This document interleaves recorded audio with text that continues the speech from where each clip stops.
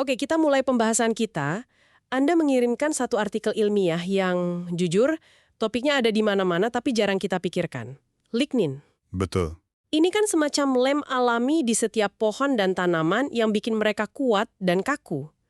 Tapi di industri, terutama pabrik kertas dan bioetanol, lignin ini jadi produk sampingan yang jumlahnya jutaan ton. Dan sayangnya, seringkali dianggap limbah. Nah, itu dia. Tepat sekali. Limbah yang sangat potensial. Masalahnya, lignin yang keluar dari pabrik itu kotor. Artikel yang Anda kirim ini fokus pada satu jenis spesifik, yaitu soda lignin. Soda lignin. Kenapa disebut soda? Disebut soda karena berasal dari proses pulping yang menggunakan larutan soda kaustik untuk memisahkan serat kayu. Nah, lignin soda ini keluar dengan membawa banyak bagasi, pengotor yang membuatnya sulit diolah lebih lanjut. Nah, ini dia intinya. Jadi, misi kita di sini dari artikel ini itu simple. Kita mau ngintip gimana caranya para peneliti membersihkan soda lignin ini. Kita akan bongkar metode-metode yang mereka coba, dari yang paling sederhana sampai yang paling, aneh, untuk mengubah limbah ini jadi sesuatu yang berharga. Tujuannya jelas, supaya kita bisa membuat material masa depan yang lebih ramah lingkungan. Mari kita selami. Oke, mari kita mulai dari masalah dasarnya. Lignin mentah dari industri ini kotor. Sumber ini menyebutkan ada abu dan sisa karbohidrat. Seberapa besar masalahnya sih pengotor ini? Kenapa kita tidak bisa langsung pakai saja lignin apa adanya? Pertanyaan yang bagus sekali, karena ini adalah akar dari semua masalah. Bayangkan Anda seorang koki yang ingin membuat kue yang sempurna. Oke. Tapi tepung Anda tercampur pasir dan gumpalan gula kasar. Kue Anda pasti akan gagal total. Ah, jelas. Sama halnya dengan lignin. Abu itu pada dasarnya adalah sisa-sisa mineral anorganik dari proses pulping.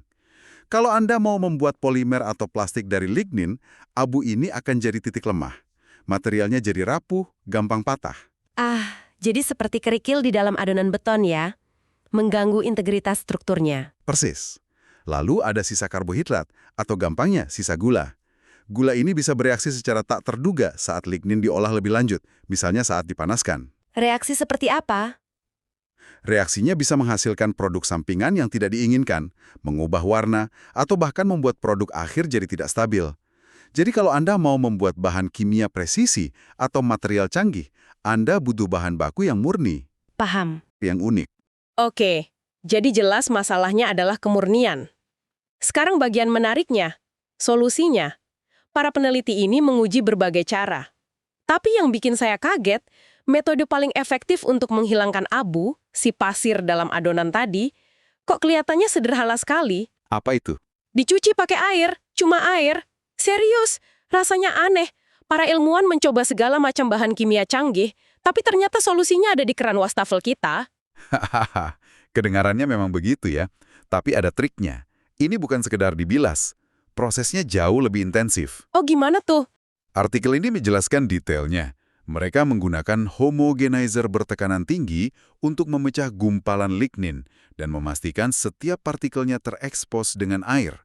Kemudian mereka mencucinya berulang kali, memisahkannya dengan sentrifugasi, lalu mencucinya lagi. Wah, Ini seperti proses mencuci baju yang sangat kotor. Perlu dikucek, dibilas berkali-kali sampai air bilasannya benar-benar jernih. jadi ini bukan sekedar dicelup, tapi laundry versi laboratorium ya. Seberapa efektif sih laundry ini? Angkanya pasti menunjukkan sesuatu. Sangat efektif. Datanya dramatis sekali. Mari kita lihat lignin dari kayu lunak yang paling kotor, mereka sebut SSLLP atau Low Purity. Oke. Awalnya kandungan abunya 11,9%. Itu sangat tinggi. Wow, tinggi sekali.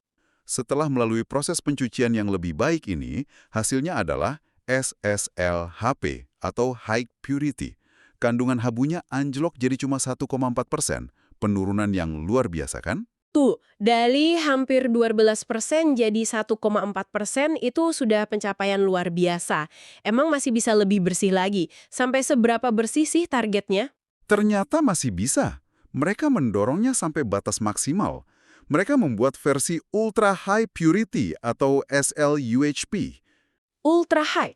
Caranya, sampelnya diencerkan dulu, lalu proses pencucian intensif tadi diulang sampai 5 kali. Hasilnya, kandungan abunya jadi cuma 0,1%. 0,1%. Ya, praktis sudah bebas abu. Ini menunjukkan bahwa untuk kontaminan mineral, air adalah senjata yang paling ampuh, asalkan digunakan dengan cara yang benar. Oke, oke. Dan ada bolusnya. Proses pencucian ini tidak hanya membuang abu, tapi juga meningkatkan konsentrasi komponen yang paling kita inginkan, yaitu lignin tak larut asam. Jadi ini seperti dapat dua keuntungan sekaligus, membuang yang kotor dan memekatkan yang bersih. Oke, jadi mencuci pakai air saja sudah bisa menghilangkan abu sampai hampir 0%. Kedengarannya masalah sudah selesai ya. Kelihatannya begitu. Tapi saya lihat di sini mereka masih lanjut menguji dengan pelarut-pelarut organik seperti 2-propanol atau campuran sikloheksana aseton. Apa yang sebenarnya mereka cari lagi kalau abunya sudah bersih? Nah, ini adalah salah satu temuan paling cerdas dalam penelitian ini. Karena tujuannya ternyata berbeda. Jika tujuan Anda hanya menghilangkan abu dan sisa gula, berhenti setelah mencuci dengan air itu sudah cukup. Oke, Menambahkan pelarut organik ternyata tidak secara signifikan mengurangi abu atau karbohidrat lebih lanjut. Jadi, proses 2 tahap, air, lalu pelarut, tidak lebih unggul dari sekedar mencuci dengan air untuk urusan kemurnian total. loh, jadi dia untuk apa repot-repot pakai pelarut organik? Buang-buang waktu dan biaya saja dong. Awalnya saya juga berpikir begitu, tapi ternyata pelarut ini punya tugas yang sangat spesifik. Tugasnya bukan untuk membersihkan, tapi untuk menyortir. Menyortir, masuknya? Pelarut organik tertentu, seperti 2-propanol, secara selektif akan melarutkan fragmen-fragmen lignin yang ukurannya sangat kecil, yang punya berat molekul rendah. Jadi, bayangkan Anda punya sekantong kerikil dengan berbagai ukuran. Iya. Pelarut ini seperti ayakan yang hanya akan membuang kerikil-kerikil terkecil, menyisakan kerikil yang ukurannya lebih besar dan seragam. Wah, jadi ini seperti filter untuk ukuran molekul. Anda tidak mendapatkan lebih banyak lignin murni, tapi lignin yang tersisa jadi lebih seragam ukurannya. Tepat sekali, analogi yang sempurna. Dalam istilah teknis, ini mengurangi apa yang disebut polidispersitas, sebuah kata keren untuk menggambarkan seberapa beragam ukuran molekul dalam sebuah sampel. Polidispersitas, oke. Membuang molekul-molekul cebol ini, Anda mendapatkan produk lignin yang jauh lebih homogen. Kenapa keseragaman ukuran ini penting? Apa bedanya pakai lignin yang ukurannya campur aduk dengan yang seragam? Sangat penting untuk aplikasi canggih. Bayangkan Anda membangun jembatan dari balok-balok baja. Anda pasti mau semua balok punya kekuatan dan ukuran yang sama persis agar jembatannya stabil. Tentu. Sama halnya dengan polimer. Kalau Anda mau membuat serat karbon dari lignin atau komposit untuk badan pesawat, Anda butuh molekul lignin yang ukurannya seragam agar sifat mekanik dan termalnya bisa diprediksi. Kalau ukurannya belang-belentong, produk akhirnya akan punya titik-titik lemah. Balik lagi ke analogi kerikil di beton tadi. Betul sekali. Jadi, pelarut organik ini adalah alat untuk fine-tuning, untuk presisi, bukan untuk pembersihan kasar. Oke, ini mulai masuk akal. Jadi ada pembersihan kasar pakai air, lalu penyortiran ukuran pakai pelarut. Tapi tunggu dulu, di sini ada satu lagi metode yang mereka coba, dan ini yang paling aneh buat saya. Yang mana? Mereka memanaskan lignin kering sampai 150 derajat Celcius.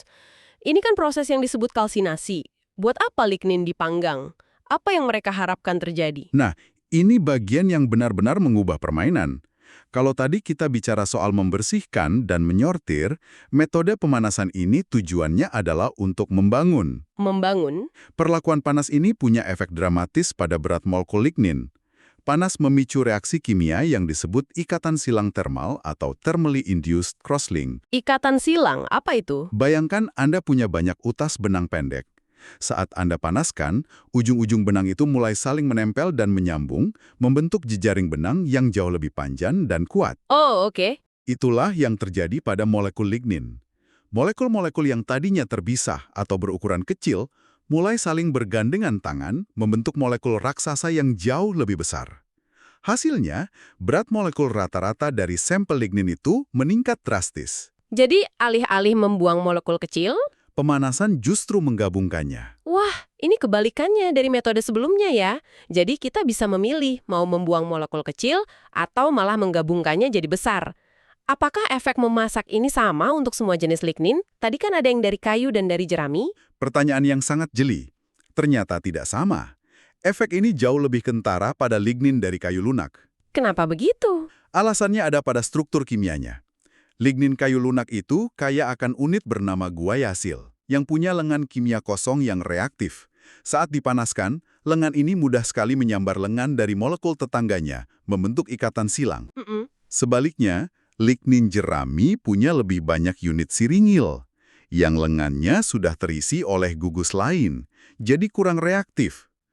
Akibatnya, lignin jerami tidak semudah itu membentuk ikatan silang saat dipanaskan. Wah, ini temuan penting sekali. Sangat penting.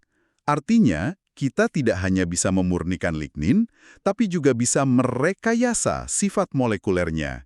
Dan hasilnya tergantung dari mana lignin itu berasal. Oke, ini jadi semakin rumit. Kalau dipanaskan strukturnya bisa berubah total, bagaimana cara kita tahu dia benar-benar jadi lebih murni atau tidak? Jangan-jangan alat ukurnya jadi bingung. Anda menangkap masalahnya dengan tepat. Dan disinilah artikel ini jadi sangat jujur tentang tantangan di lapangan. Proses pemanasan atau kalsinasi itu memang menipu beberapa metode pengukuran standar. Menipu bagaimana? Ingat reaksi ikatan silang tadi. Saat cincin-cincin aromatik dalam lignin saling terhubung, mereka menciptakan sistem elektronik yang lebih besar. Sistem ini jadi jauh lebih jago menyerap sinar ultraviolet atau UV. Lalu kenapa itu jadi masalah? Karena salah satu cara cepat dan populer untuk mengukur kemurnian lignin adalah dengan spektrofotometri UV. Alat ini bekerja dengan menembakkan sinar UV ke sampel dan mengukur seberapa banyak sinar yang diserap. Oke, Logikanya, makin banyak lignin, makin banyak sinar UV yang diserap.